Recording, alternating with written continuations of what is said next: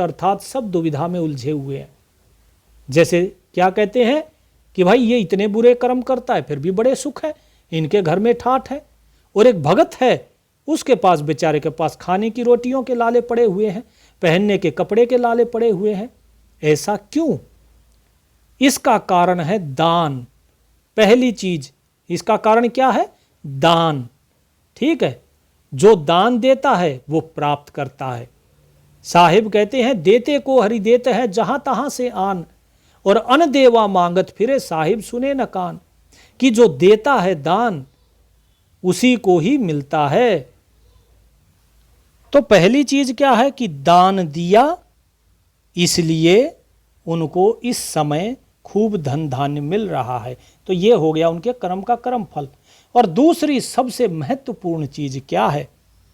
दूसरी सबसे महत्वपूर्ण चीज है काल। कि काल उनके पुण्य कर्म अभी दे रहा है।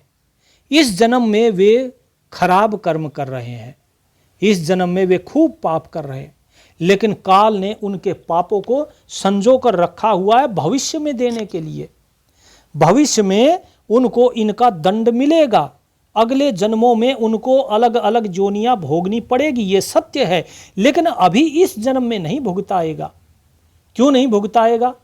ताकि लोग ये देखें कि देखो भाई बुरा करने वाले लोग कितने प्रसन्न हैं, कितने खुश हैं, और लोग भक्ति को छोड़कर और कहां आ जाए? इस दुष्कर्म पे आ जाए, इन बुरे कर्मों के चक्र में फंस जाए। काल ऐसे ही तो फंसाता है भाई, साम दाम दंड भेद वो हर तरीके से फंसाएगा। ठीक है, और हर तरीके से फंसाएगा। जीव यही तो चाहता है, जीव चाहता है उसे सुख मिले, शरीर का सुख मिले, इंद्रियों का सुख मिले, और काल उसे सारे सुख देगा। काल उसे सारी टेक्नोलॉजी देगा, काल मोबाइल देगा।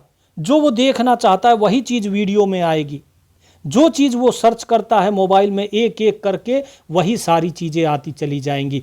जैसे उसके विचार हैं वैसी ही चीजें आएंगी। कभी टीवी चलाएगा, कभी गाड़ियों में घूमेगा, एक से एक नई चीज काल उसके सामने प्रस्तुत करता जाएगा, ताकि वो सुख अनुभव करे, ताकि वो कहीं मुक्ति की तरफ ना चल दे।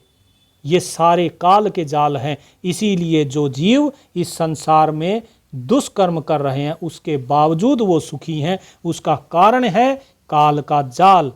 वे स्वयं तो इस काल के जाल में डूबेंगे ही दुष्कर्म करके, साथ ही साथ जो लोग उनको देखकर इस गलत मार्ग पे चलेंगे उससे काल उन जीवों को डुबा देगा, क्योंकि उनकी आसक्ति इस संसार के भोगों में हो गई।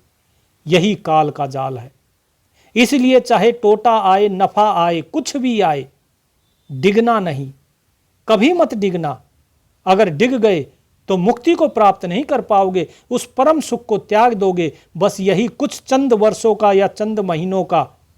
अगर मोहम्मद अली जिन्ना ने देखो कितनी कोशिश करी कि भारत का विभाजन हो जाए, विभाजन हो जाए, और 3 महीने में मर गया।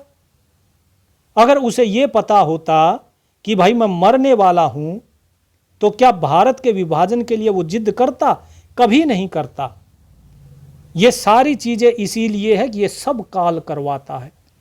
तो जहां भी कोई व्यक्ति दुष्कर्म कर रहा है और आपको ये दिखाई दे रहा है अरे भाई इसका तो कुछ बुरा हो ही नहीं रहा, समझ लो कि उसके सर पे काल बैठा हुआ है।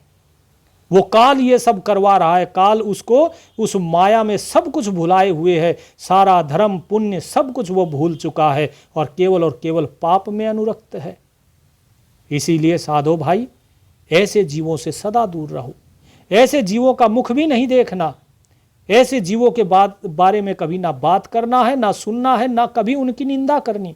अगर उनकी निंदा करी तो उनके पाप का फल फिर आपको भोगना होगा, क्योंकि निंदा एक ऐसी चीज है जो दूसरे के कर्म का फल भुगवा सकती है, अन्यथा आप कभी भी दूसरे के कर्म का फल नहीं भोग सकते हो।